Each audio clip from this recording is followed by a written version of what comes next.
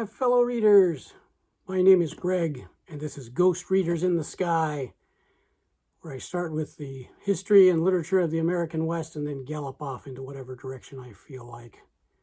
Although this is June, that means it's June on the range. That means everything stays in the American West for right now, for this month. We've about come to the end of the first week of June, and I wanted to tell you about what I've read so far. I'll start with a book that I finished right at the end of May that Gavin from Genre Books and I did a buddy read of, and it crosses over between adventures, the Spring into Adventure event, and June on the Range. This book was The Oregon Trail by Francis Parkman, written about a journey that he took from the northeastern United States, following the Oregon Trail, starting on the Oregon Trail in Missouri, and following it up to parts of Wyoming, somewhere around Fort Laramie is where he turned around. He came back to New York and started publishing bits of the story, serialized in a magazine called Knickerbocker, starting in 1847 all the way up through 1849, and eventually became a book. The cool thing is Gavin and I did a great video that I'm quite proud of that goes in depth into Francis Parkman and the book and the trip itself and some of the response to Parkman and the Oregon Trail. I think it's really good. I'll leave a link in the description below. And if you haven't seen it, you should go see it. If you have seen it, you should go watch it again, because we said some good things. Even made a couple of good jokes. The other book I read for June on the Range is a book by Mack Brand, a novel called Destry Rides Again, published in 1930. This is about Harrison Destry, who is a pretty bold, brash young man. He fights with anybody who wants to fight. He beats everybody who fights him. And there's a point where very early in the novel, he is accused of robbing a stagecoach. And the jury is made up of people who had all lost fights against him, some of them as kids, some of them into early adulthood. So the jury convicts him. The judge sentences him to the state pen for 10 years. And so Destry gets put away for a crime he didn't commit. And then he comes back, and he's absolutely broken. He's withered and gaunt and pale and has all of that prison look to him, the shaved head. And he's deferring to everybody he meets in town. He's not trying to be bold or brave or stand up to any insults. Just a completely different, broken man. This all happens in the first 10% of the book, maybe less than, maybe it's earlier than that. This is the setup. And then how Destry recovers is where we go from there.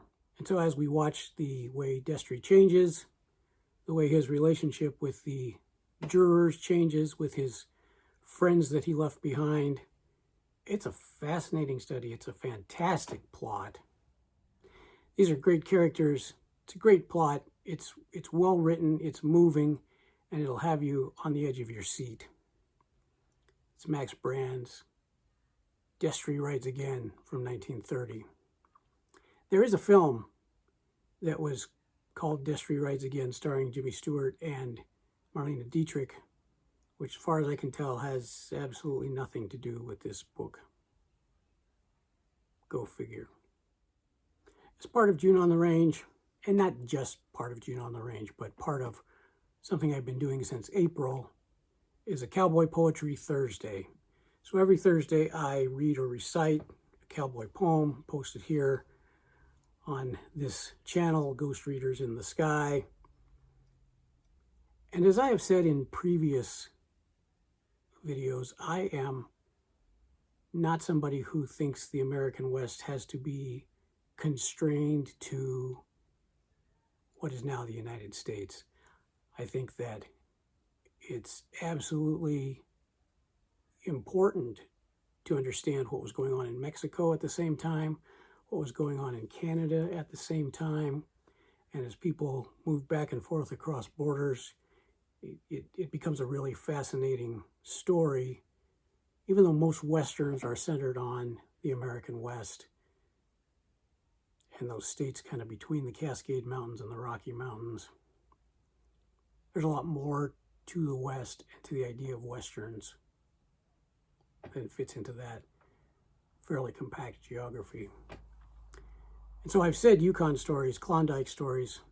I've talked a lot about these books of Jack London, like White Fang and Call of the Wild, and his short stories like The White Silence and To Build a Fire. These are all Westerns. They all take place in Canada in the frozen snow. There are no cowboys or cows, but these are Westerns.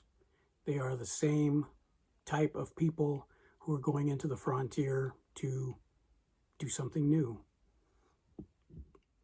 And so for this week's cowboy poem, I went with Robert W. Service and The Cremation of Sam McGee.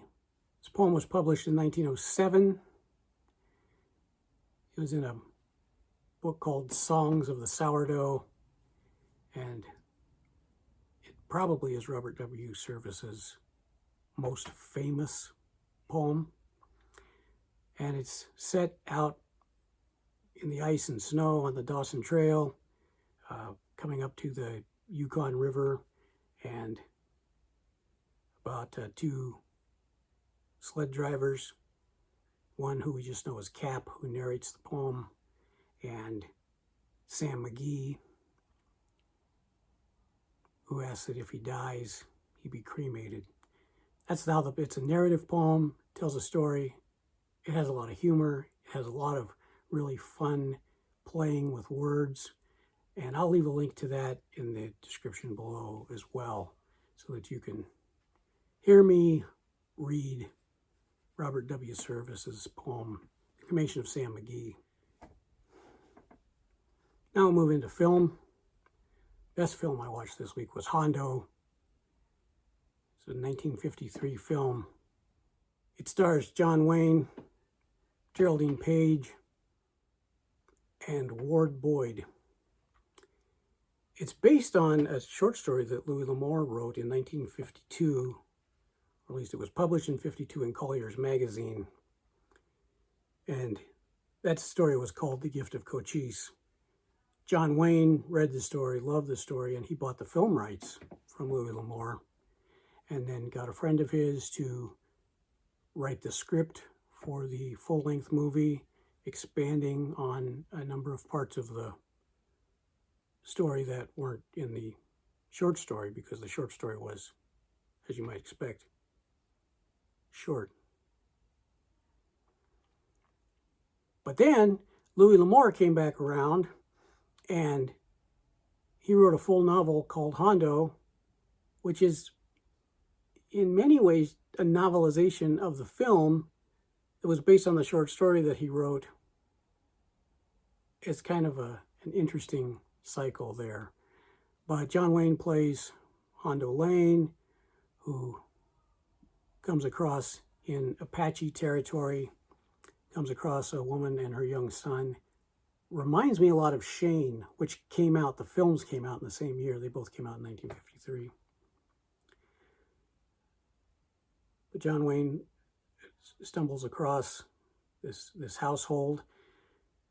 They are convinced that the Apaches are peaceful and that there's a treaty, and Hondo Lane tells the woman, yeah, but we, the white men, we broke that treaty.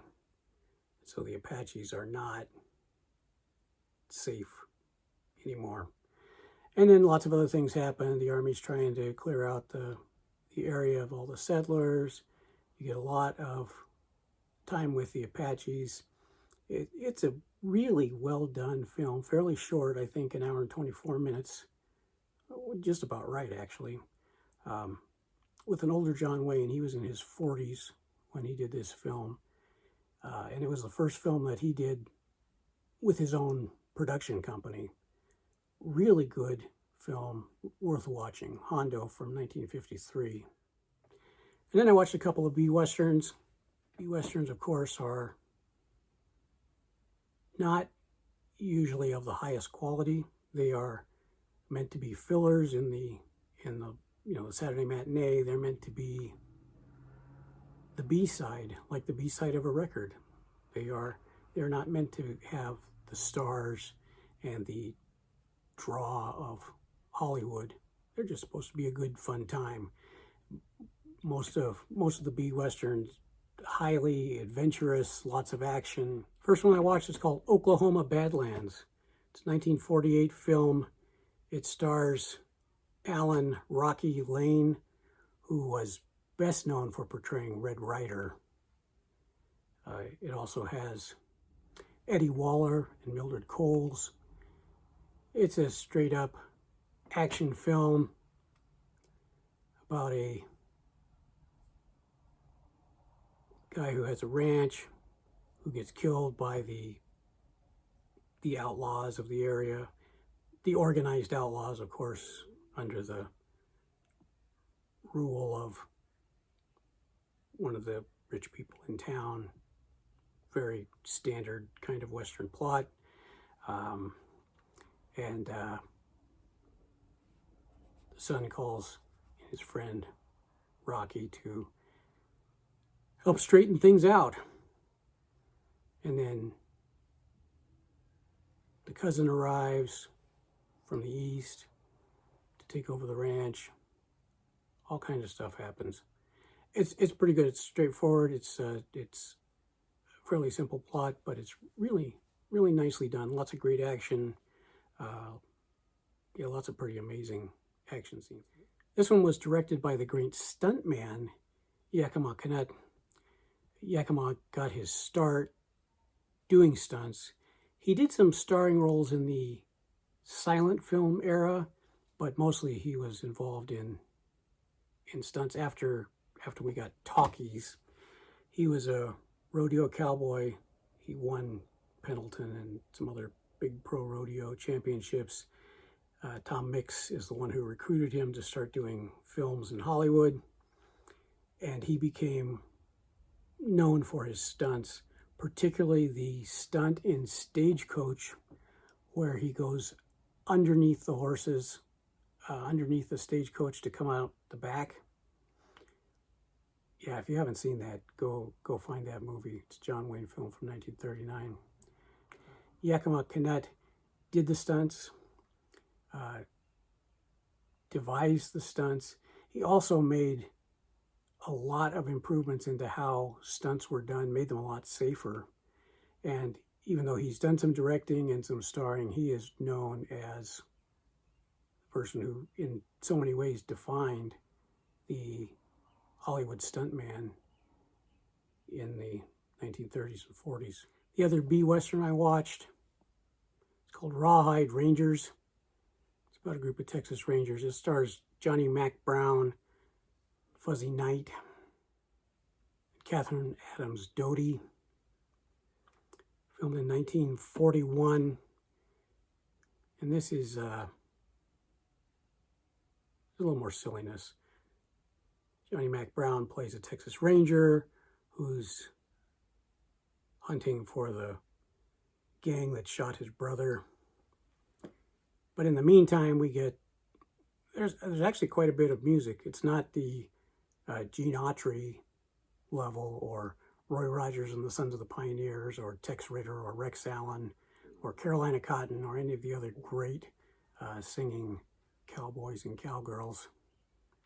But they were singing, and it was pretty good, some pretty reasonable songs. And they didn't last very long. They just kind of fell into the plot. It's just like, oh, we're sitting here at the piano, let's sing a song. But then there's also this side plot which reminded me of a Warner Brothers cartoon, like a Wile E. Coyote chasing the Roadrunner, where Fuzzy Knight as Porky is trying to steal all of the sweets from the kitchen, which have been baked by the Chinese chef, Chinese cook, and he keeps getting foiled with what he's able to pilfer. It's meant to be comic relief. I'm not sure it comes off today all that well. Maybe in 41, but not in 2025. But the Johnny Mack Brown story is pretty good. If I could find a way to clip that down and just do like the 35 minutes that Johnny Mack Brown's in it, it'd be a pretty good film. That's what I've done for week 1 of June on the Range.